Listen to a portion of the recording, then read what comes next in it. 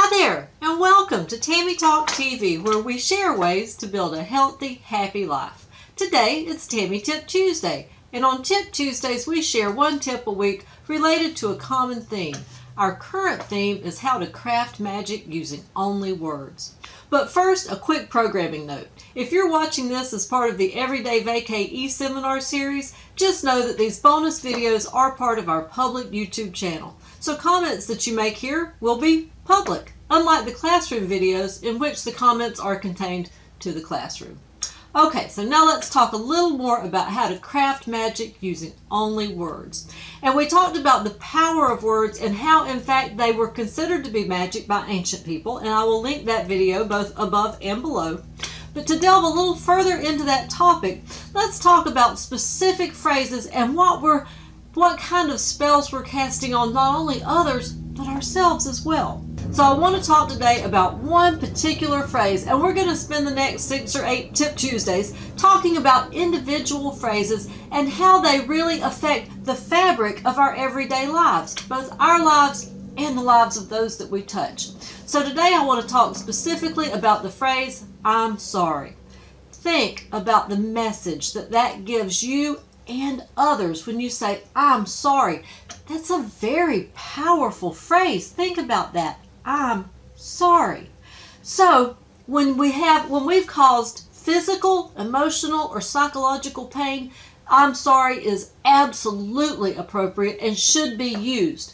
However, when we've stepped in front of someone in line, or if our husband doesn't have clean clothes, or our kids don't like what we're having for dinner, are you really sorry about that? Is that the message? Is that the magic that you want to cast in that particular instance, that you're sorry? I don't think so. Most of the time, phrases like, excuse me, or I apologize, or oh, that's too bad, are actually far more appropriate. And they reserve that powerful I'm sorry for when in fact you should be, when you've caused physical, emotional, or psychological pain to someone. But if you've just gotten in their way accidentally, or cooked something that they didn't like for dinner, or forgot to do a load of laundry, don't be sorry about that. Don't think of yourself as sorry, and don't project that to other people. So be very careful when you use the phrase, I'm sorry. It is in fact magic, but it's magic that you're casting more on yourself than on others. And while we're on that topic, let's talk about the things that we say to ourselves, the magic, the little spells that we're casting on ourselves all the time. Because what you say to yourself is far more powerful than what anyone else says to you. Let's use a hypothetical neighbor, for example, because we're out on a big piece of property. We don't have any real neighbors, but let's just say I had a neighbor and her name was Linda. And I said to Linda, I'm going to grow some roses. And Linda said to me, roses? Girl, you can't even grow weeds, much less roses. I guarantee you that would inspire me. I would be obsessed with hydration and seeds and soil samples and fertilizing. I would grow some of the biggest, best roses possible just to show her I could. So, by what she said, she would be casting a little spell on me of inspiration and motivation, right? But if I think to myself, I think I'm going to grow some roses. And I say to myself, roses? I can't even grow weeds. I certainly can't grow roses. I'm not even going to try, right? So now I've cast a very dark spell on myself. So what we say to ourselves is far more important than what others say to us. So listen to your internal dialogue and pay attention to what you're saying to yourself.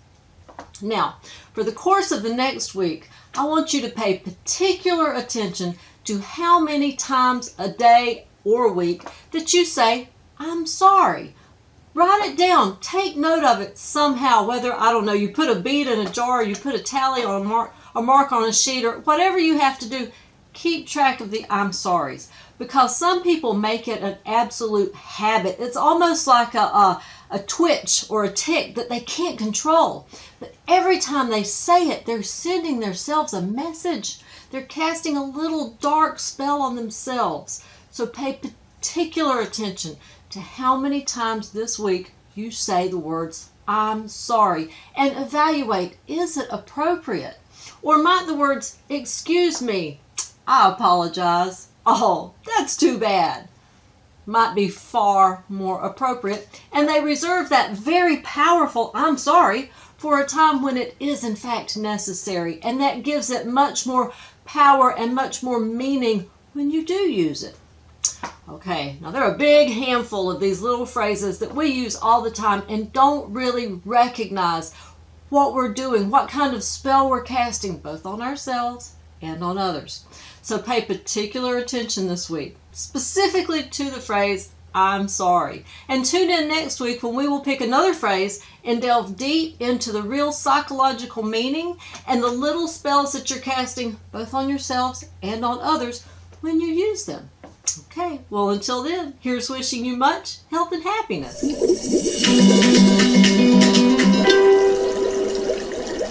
Don't forget to like, subscribe, and hit that notification bell so that you get a reminder when there's a new video.